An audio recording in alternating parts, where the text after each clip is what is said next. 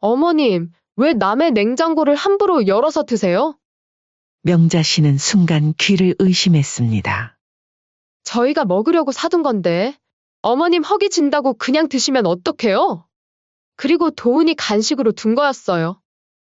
그리고 마지막 한마디가 명자 씨의 가슴을 파고들었죠. 어머님, 혹시 거지예요? 왜 남의 거 함부로 꺼내서 드세요?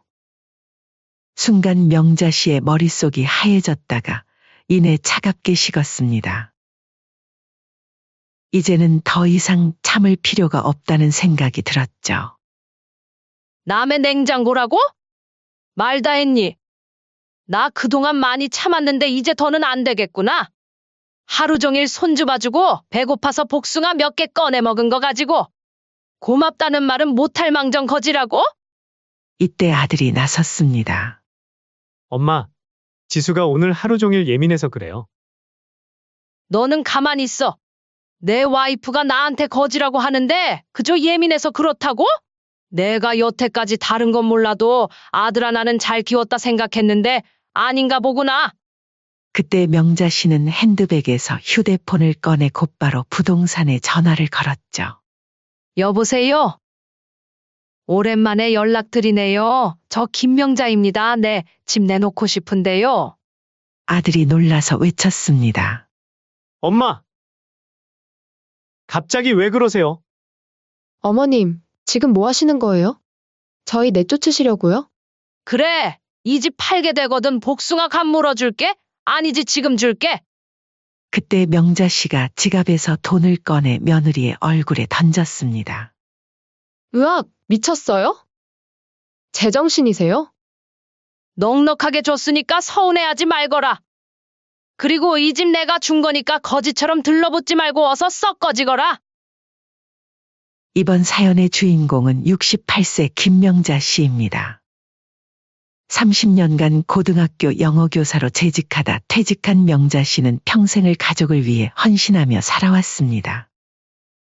10년 전 남편과 사별한 후에도 유일한 가족인 아들 희원이를 위해 흔들림 없는 든든한 어머니가 되어주려 노력했죠. 특히 명자 씨는 교직 생활을 하면서도 아들 교육에 온 정성을 쏟았습니다. 좋은 대학에 입학한 아들의 등록금을 위해 퇴직금을 아낌없이 썼고 졸업 후에도 취업할 때까지 뒷바라지를 했죠.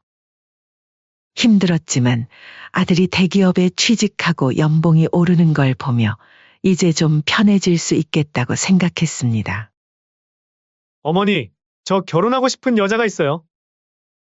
이번 주말에 인사드리러 와도 될까요? 어느 날 아들이 들고 온 결혼 소식에 명자 씨는 무척 기뻤습니다. 하지만 첫 상견례의 자리부터 일이 꼬이기 시작했습니다. 처음에는 멀쩡하게 시작된 자리였습니다. 며느리가 될 지수는 예의 바르고 공손해 보였고 처음에는 배려심 깊은 모습도 보여줬습니다. 하지만 결혼 비용 이야기가 나오자 분위기가 금세 달라졌죠. 요즘은 신랑 측에서 집 정도는 마련하는 게 당연하지 않나요? 안사돈이 던진 이 한마디에 명자 씨는 당황했습니다. 그래도 요즘 집값도 많이 올랐는데 양가에서 도와주는 게 좋지 않을까요? 아이고, 순진하셔라. 요즘 세상 물정을 너무 모르시네요. 신부 측에서 신혼집까지 같이 부담하라고 하면 어느 집안에서 딸을 내어주겠어요. 요즘은 시댁에서 그 정도는 다 해주잖아요. 귀한 딸 내어줘서 고맙다고. 결국 명자 씨는 자신이 살던 아파트를 아들 부부에게 주기로 했습니다.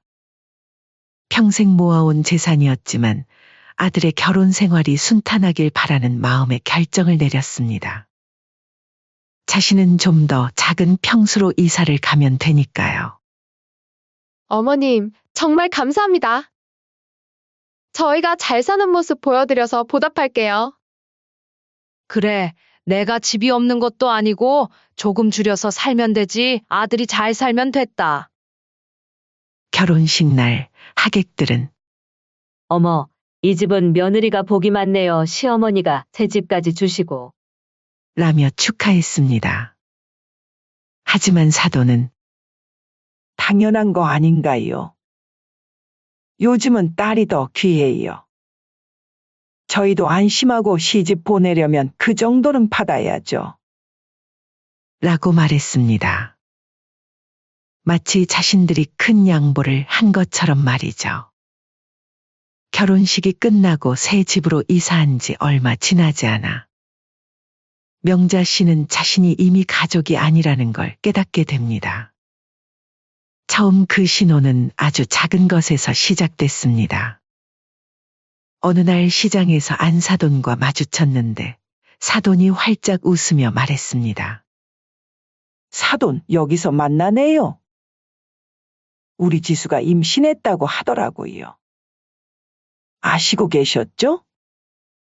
순간 명자 씨의 머릿속이 하얘졌습니다. 아들의 첫 아이, 그러니까 자신의 첫 손주가 생긴다는 소식을 아들이나 며느리가 아닌 사돈의 입을 통해 듣게 될 줄은 몰랐으니까요. 네? 임신을 했다고요?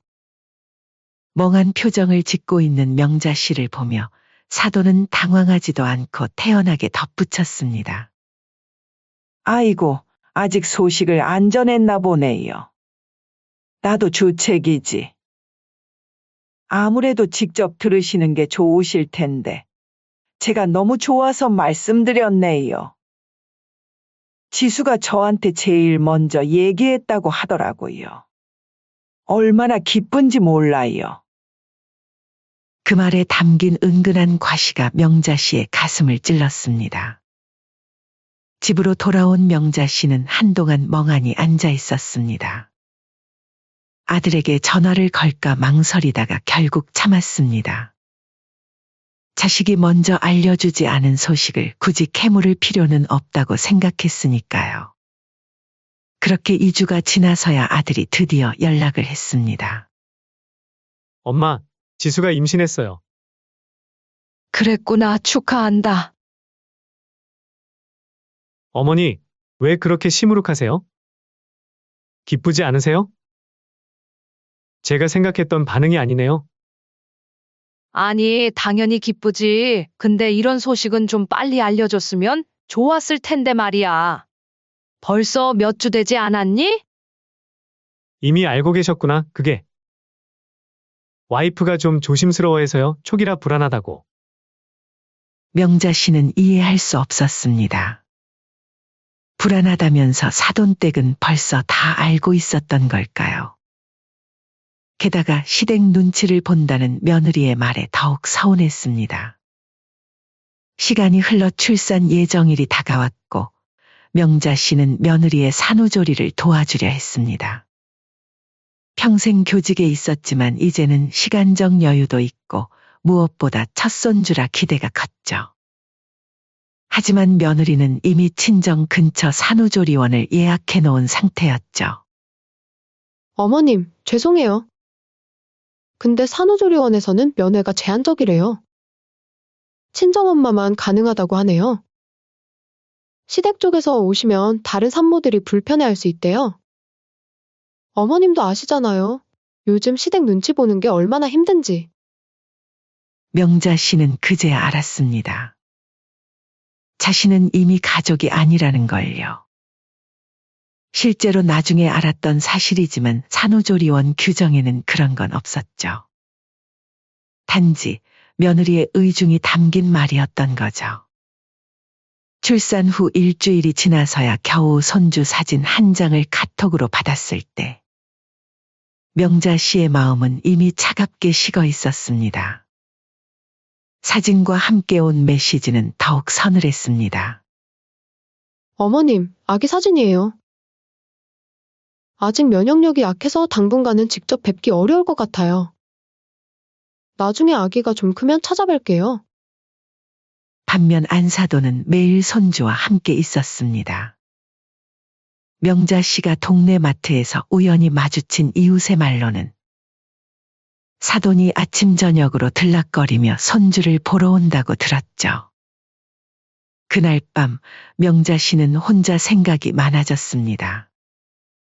자신이 그토록 아끼고 사랑했던 아들의 가정에서 이제는 그저 이방인이 되어버렸다는 사실이 너무나 서글펐습니다. 나는 이제 그냥 남이구나. 특히나 마음 아픈 것은 자신이 준 새 집에서 살면서도 이렇게 차갑게 대하는 아들 부부의 태도였습니다. 효도하겠다던 약속은 어디로 간 걸까요? 명자 씨는 이제 자신이 준 집이 오히려 발목을 잡는 것은 아닌지 고민이 됐습니다. 이렇게 명자 씨의 서러움은 날이 갈수록 깊어졌습니다. 특히 명절이 다가올 때면 가슴이 더욱 아팠죠. 아들 부부는 항상 같은 말을 반복했기 때문입니다. 어머니, 이번 명절에는 친정 먼저 다녀올게요. 설날이었습니다. 아들 부부가 찾아오기로 한 시간은 오후 4시였습니다. 명자 씨는 아침부터 음식 준비를 시작했습니다.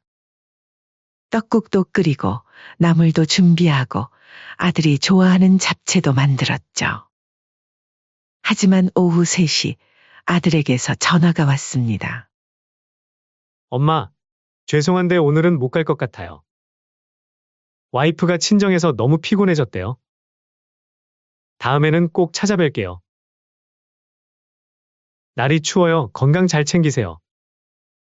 명자 씨는 한숨을 내쉬며 준비해둔 음식들을 냉장고에 넣었습니다. 이런 일은 한두 번이 아니었습니다. 추석 때도 마찬가지였죠. 엄마, 지수 성격 아시잖아요. 예민한 거. 남이 집 불편하다고 해서 친정에만 갔다 올 것 같아요. 다음에 꼭 가겠습니다. 하지만 그 다음은 늘 없었습니다. 처가에는 주말마다 들락거리면서 정작 명자 씨의 집에는 발걸음하는 것조차 귀찮아하는 듯했습니다. 동네 이웃들도 이런 상황을 알아챘는지 명자 씨를 볼 때마다 안쓰러운 눈길을 보냈습니다. 명자 씨, 요즘도 아들 못 봐요? 며느리가 친정 부모만 챙긴다면서요? 아니에요. 다들 바빠서 그래요. 명자 씨는 이웃들 앞에서도 아들 부부를 감쌌습니다. 체면이 있는데 어찌 속내를 드러낼 수 있었겠습니까? 그러면서도 며느리는 자신이 필요할 때만 연락해 왔습니다. 특히 아파서 병원에 가야 할 때면 어김없이 전화가 왔죠. 어머님, 제가 몸이 너무 안 좋은데. 잠깐만 와주실 수 있으세요? 도훈이 좀 봐주시면 안 될까요? 친정엄마가 지금 다른 약속이 있으셔서. 명자 씨는 그때마다 한 걸음에 달려갔습니다. 버스를 2번이나 갈아타야 하는 거리였지만 며느리가 아프다는데 어찌 가만히 있을 수 있었겠습니까? 하지만 2시간 정도 있었을까요? 갑자기 안사돈이 나타났습니다. 아이고, 사돈 고생하셨어요. 제가 왔으니까 이제 그만 들어가세요. 마치 미리 약속이라도 한 듯 나타나는 사돈을 보며 명자 씨는 자신이 그저 임시 베이비시터 같다는 생각이 들었습니다. 한 번은 이런 일도 있었습니다. 며느리가 갑자기 연락이 왔고 명자 씨가 허겁지겁 달려갔는데 알고 보니 미용실 예약이 있었던 것입니다. 어머님, 죄송해요. 머리 하는 동안만 도훈이 봐주시면 안 될까요? 명자 씨는 그제야 자신이 왜 불려왔는지 알았습니다. 결국 4시간 동안 손주를 돌봐줬고 며느리는 고맙다는 말 한 번 없었죠. 며느라, 손주 봐달라고 갑자기 불러서 왔는데 고맙다는 말 한마디 정도는 할 수 있는 거 아니니? 어머님, 제가 와달라고 강요했나요? 오기 싫으면 안 오시면 되잖아요? 아니, 너가 사정이 있고 급한 일이면 도와줄 수도 있지. 그런데 너무 당연하다는 듯이 행동하는 게 서운하다는 거다. 아, 됐어요. 요즘 시어머니들은 틈만 나면 며느리 못 잡아먹어서 안달이 났다니까요. 그때 처음으로 딱 한 번 며느리에게 불만을 표시했지만 그 이후로 시어머니에게 구박을 당했다며 더욱더 멀어지게 되었죠. 하지만 이런 서러움도 시작에 불과했습니다. 어느 날 명자 씨는 밤낮으로 손주를 위해 뜨개질을 했습니다. 포근한 아기 옷을 손수 만들면서 손주의 웃는 얼굴을 상상했죠. 일주일이 넘는 시간 동안 한 땀 한 땀 정성을 들여 만든 옷이었습니다. 손가락이 아파도 눈이 침침해져도 포기하지 않았습니다. 우리 도훈이 이거 입으면 예쁘겠지. 드디어 옷이 완성되었을 때 그렇게 아들에게 옷을 건넸지만 다음번 아들 집에 찾아갔을 때 충격적인 광경을 목격했습니다. 베란다 쓰레기 봉투 속에 구겨진 채 버려진 그 옷을 발견한 것입니다. 어머, 그거요? 요즘은 다 브랜드 옷 입히잖아요. 이런 거 누가 입혀요? 며느리는 미안한 기색도 없이 오히려 깔깔 웃으며 말했습니다. 옆에 있던 사돈도 같이 웃으며 거들었습니다. 맞아요. 사돈 요즘 애들은 브랜드 옷이 아니면 안 입혀요. 요즘 엄마들끼리도 브랜드 다 따진다니까요. 그거 입고 유치원 가면 지수가 다른 엄마들한테 무시당해요. 그 웃음소리가 명자 씨의 가슴을 후벼 팠습니다. 일주일 동안 새벽까지 앉아서 한 땀 한 땀 정성 들여 만든 옷이었는데 쓰레기처럼 버려진 것도 모자라 비웃음까지 당한 것입니다. 사실 아들도 마찬가지였죠. 분명 이 모든 광경을 다 들었을 텐데 어머니를 위해 한마디도 해주지 않았습니다. 명자 씨는 아무 말도 하지 못했습니다. 그저 조용히 뒤돌아 나올 수밖에 없었죠. 그날 이후로 명자 씨는 더 이상 손주를 위한 어떤 것도 만들지 않았습니다. 정성과 사랑을 담아 준비한 선물이 쓰레기통에 버려지는 것을 두 번 다시 보고 싶지 않았기 때문입니다. 며느리의 이런 냉담한 태도는 날이 갈수록 더욱 노골적으로 변해갔습니다. 이제는 아예 명자 씨가 아들과 전화하는 것조차 귀찮아하는 듯했습니다. 아들과 통화 중에 핸드폰을 뺏어들고 애기했죠. 어머님, 도훈이 자는데 전화하시면 안 돼요. 아, 미안하구나. 그럼 언제쯤 통화할 수 있을까? 나중에요. 시간 될 때 연락드릴게요. 아들은 이런 며느리의 행동을 보고도 침묵했습니다. 아니, 어쩌면 동조하고 있었는지도 모릅니다. 명자 씨의 마음속에는 서서히 깊은 상처가 자리 잡기 시작했고 그 상처는 날이 갈수록 더욱 깊어만 갔습니다. 엄마, 급한 부탁이 있는데? 토요일 아침 일찍 걸려온 아들의 전화에 명자 씨는 가슴이 철렁했습니다. 아들이 이렇게 아침부터 전화를 하는 경우는 늘 무언가를 부탁할 때뿐이었기 때문입니다. 게다가 어제도 허리 통증으로 잠을 설치던 참이었습니다. 내일 도훈이 좀 봐줄 수 있어? 예상했던 대로였죠. 명자 씨는 잠시 망설였습니다. 요즘 들어 허리가 더 안 좋아졌거든요. 지난번에도 손주를 하루 종일 보다가 일주일 넘게 병원을 다녀야 했습니다. 의사는 무리하지 말라고 했지만 그때도 어쩔 수 없이 아들의 부탁을 들어줬었죠.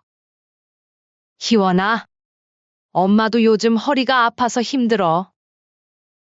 도훈이 어린이집에 맡기면 안 되니?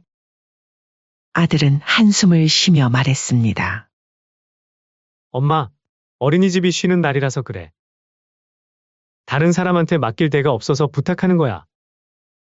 하루만 봐주면 안 돼? 지난번에도 그랬습니다. 명절에 친정에 가고 난 뒤에는 피곤하다며 시댁 방문을 미루더니 정작 급한 일이 있을 때는 연락해서 부탁을 하곤 했죠.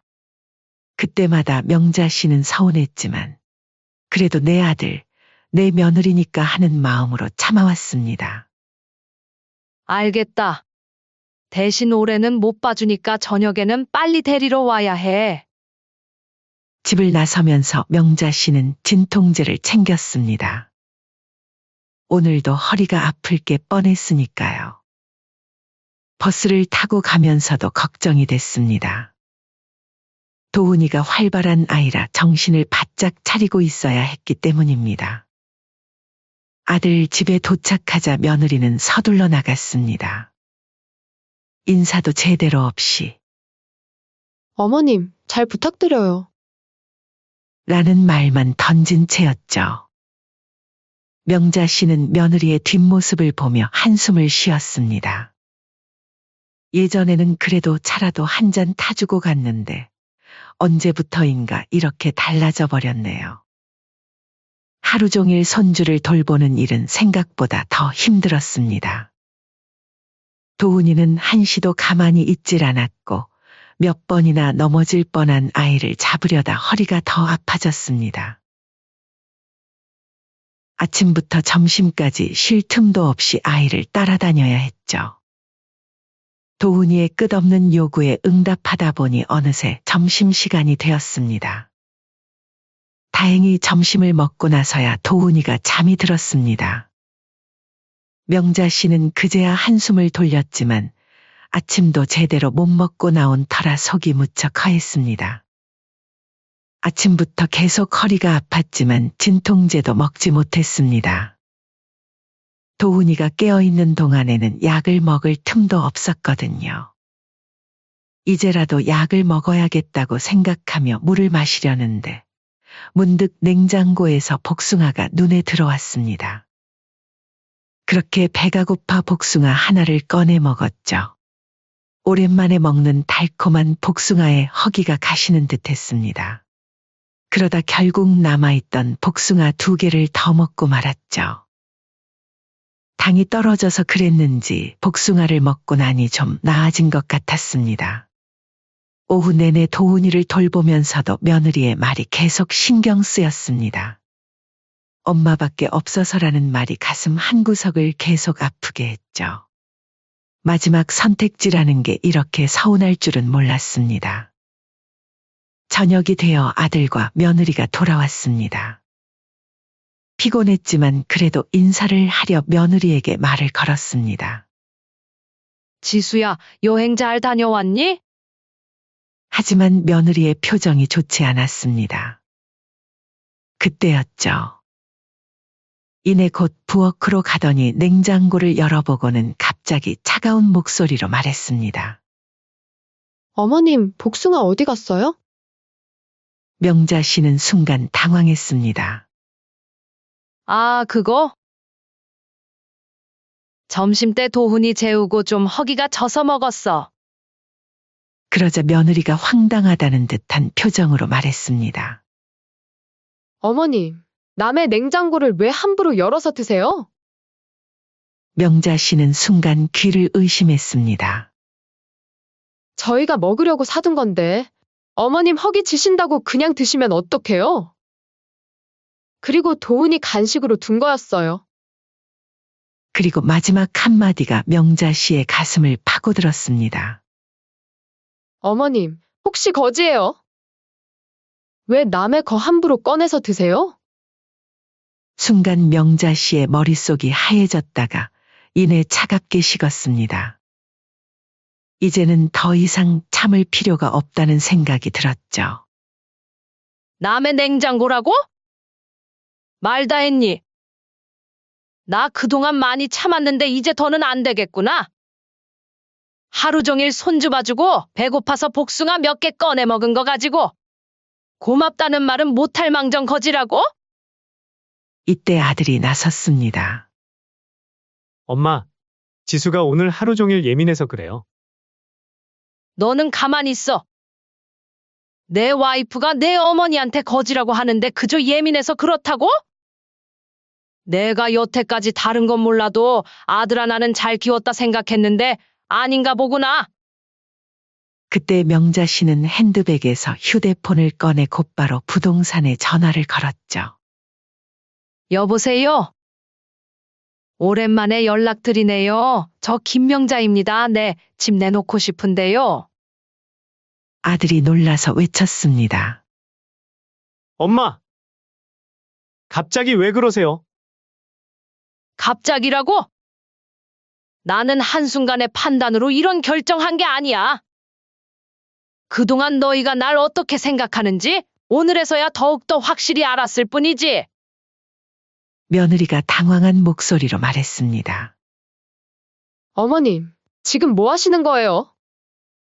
저희 내쫓으시려고요? 그래, 이 집 팔게 되거든 복숭아가 물어줄 게 아니지. 지금 줄게. 그때 명자 씨가 지갑에서 돈을 꺼내 며느리의 얼굴에 던졌습니다. 으악, 미쳤어요? 제정신이세요? 넉넉하게 줬으니까 서운해하지 말거라. 그리고 이 집 내가 준 거니까 거지처럼 들러붙지 말고 어서 썩 꺼지거라. 며느리는 얼굴이 하얗게 질렸습니다. 그제서야 상황 파악이 되었는지 침을 한 번 삼키고 화를 풀려고 했죠. 어머님, 방금은 제가 말실수를 한 거예요. 저희 보고 당장 어디로 가라고 그러시는 거예요?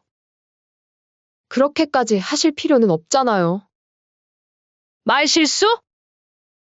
아니, 오히려 난 내 진심을 들은 것 같아서 고맙다. 여태껏 내가 얼마나 한심했는지 이제라도 알게 됐으니까. 명자 씨는 차갑게 웃으며 계속했습니다. 그동안 내가 왜 그렇게 참았는지 모르겠네. 명절 때마다 친정 먼저 가고 나중엔 피곤하다고 안 오고 내가 필요할 때만 연락하고 이제 보니 내가 너무 바보였어. 아들이 다급하게 말했습니다. 엄마, 우리가 잘못했어요. 이제부터는 더 잘할게요. 더 잘하겠다고? 뭘? 너네는 나를 가족이라 생각을 한 번이라도 한 적 있니? 이 집이 팔리게 되면 다시 얘기해줄게. 시간은 넉넉하게 줄 테니까 미리 준비하거라. 엄마! 이러지 마세요. 잘못했다 했잖아요. 제발요. 잘못했다고? 너희가 진심으로 뉘우치는 게 아니잖아. 그저 집 뺏길까봐 겁나서 그러는 거지. 나보고 거지란 소리는 해도 너희가 거지가 되는 건 싫은가 보네. 며느리가 울먹이며 말했습니다. 어머님, 제가 잠깐 미쳤었나 봐요. 아시잖아요. 요즘 저희도 힘들다 보니 순간적으로 예민해진 것 같아요. 명자 씨는 현관으로 향했습니다. 이제 너희와 나는 정말 남이다. 거지 소리까지 들었는데 남보다 못한 사이 같기도 하구나. 그리고 더 이상 너네들이랑 엮일 일은 없을 테니 걱정 마. 그 말을 남기고 명자 씨는 당당하게 집을 나섰습니다. 등 뒤로 아들과 며느리가 뭐라고 외치는 소리가 들렸지만 더 이상 듣고 싶지 않았습니다.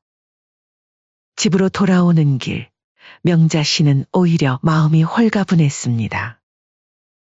그동안 참아왔던 모든 것들을 다 토해낸 것 같았거든요. 이제는 정말 새로운 시작을 할 때가 된 것 같았습니다. 다음 날 아침, 명자 씨는 일찍 눈을 떴습니다. 오랜만에 편안한 잠을 잤죠. 더 이상 누구의 눈치도 보지 않아도 된다는 생각에 마음이 가벼웠습니다. 휴대폰을 보니 아들에게서 부재중 전화가 수십 통 와 있었고 카톡 메시지도 끊임없이 왔습니다. 엄마, 제발 전화 좀 받아주세요. 엄마, 우리가 잘못했어요. 지수가 많이 반성하고 있어요. 명자 씨는 차가운 미소를 지으며 간단한 메시지 하나를 보냈습니다. 오늘 부동산 갈 거니까 어제 말한 대로 이사 갈 준비 미리 하고 있어. 곧바로 아들에게서 전화가 왔습니다. 엄마! 무슨 말이에요? 진짜로 저희 내쫓을 생각인 거예요? 겨우 그거 가지고 너무 과해요. 과하다고. 나는 이제 남의 냉장고 함부로 열어볼 수도 없는 사람이잖니. 그럼 진짜 남처럼 살려고? 엄마, 그건 지수가 너무 예민해서 그런 거고. 그렇게까지 할 일은 아니잖아요. 단순한 말실수였을 뿐인데. 됐다. 너 말을 듣고 나니 더 확신이 가는구나. 그렇게 오후에 부동산에 가서 계약을 마쳤습니다. 생각보다 일은 순조롭게 진행됐습니다. 집값도 꽤 올라 있어서 오히려 좋은 조건으로 팔 수 있었죠. 정말 파시는 거예요? 금매라서 조금 아까운데요. 부동산 중개사가 다시 한번 물었습니다. 네. 미련 없어요. 최대한 빨리 팔아주세요. 근데 아드님은 어쩌고요?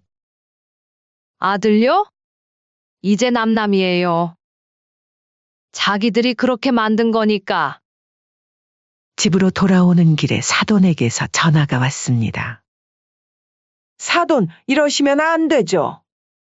지금 아주 큰 실수를 하시는 거예요. 명자 씨는 차갑게 웃으며 대답했습니다. 실수요? 제가 실수한 건 상견례 날 댁들이 저한테 무례하게 대했을 때 파혼 안 시킨 게 실수 같군요. 무리한 요구에도 다 받아들인 것도 그렇고요. 사돈은 당황한 듯 했습니다. 이제 아주 그냥 막 나가시는 것 같네요. 됐습니다. 사돈 그 잘난 따님이랑 잘 사세요. 저는 이제 없다 생각하시고요. 그렇게 안사돈의 전화를 뚝 끊어버렸죠. 전화를 끊고 얼마 지나지 않아 아들 부부가 찾아왔습니다. 하지만 명자 씨는 문을 열어주지 않았습니다. 엄마, 문 좀 열어주세요. 우리 이야기 좀 해요. 할 이야기 없다. 돌아가. 어머님, 제가 잘못했어요. 무릎이라도 꿇을게요. 며느리의 목소리가 들렸습니다. 명자 씨는 비웃음을 흘렸습니다. 반성한다고. 집 뺏길까봐 그러는 거겠지. 이제 와서 쓸데없는 짓 하지 마. 새 집주인한테 한 달 안에 나가라고 했으니까 짐이나 챙겨. 발걸음 소리가 멀어지고 조용해졌습니다.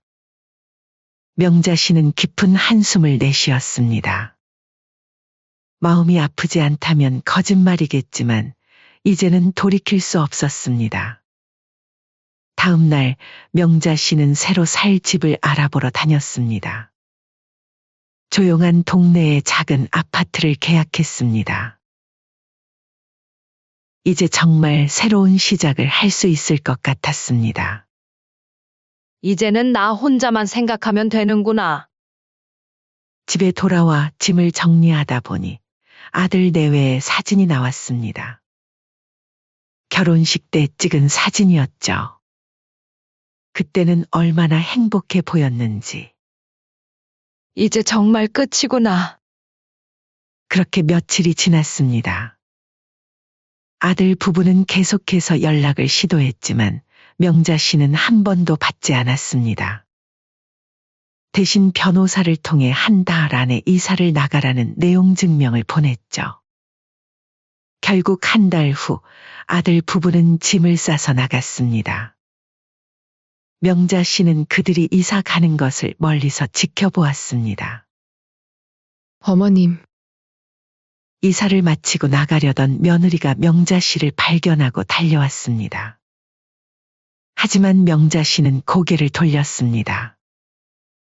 가보거라. 이제는 정말 남이구나. 저희가 너무 잘못했어요. 한 번만 용서해 주세요. 용서? 너가 나한테 한 말도 기억 못하면서 무슨 용서를 바라는 거니? 며느리는 눈물을 흘리며 무릎을 꿇으려 했지만 명 씨는 차갑게 말했습니다. 일어나거라. 이제 와서 그런 쇼는 하지 말고 나중에 너도 언젠가는 누군가의 시어머니가 돼서 알게 될 거다. 그 말에 며느리는 아무 말도 하지 못했습니다. 명자 씨는 돌아서서 걸어갔습니다. 뒤에서 아들이 엄마 하고 부르는 소리가 들렸지만 더 이상 뒤돌아보지 않았습니다. 이제 정말 새로운 시작이었습니다. 명자 씨의 입가에 작은 미소가 번졌습니다. 이제는 누구의 눈치도 보지 않고 당당하게 살 수 있을 것 같았죠.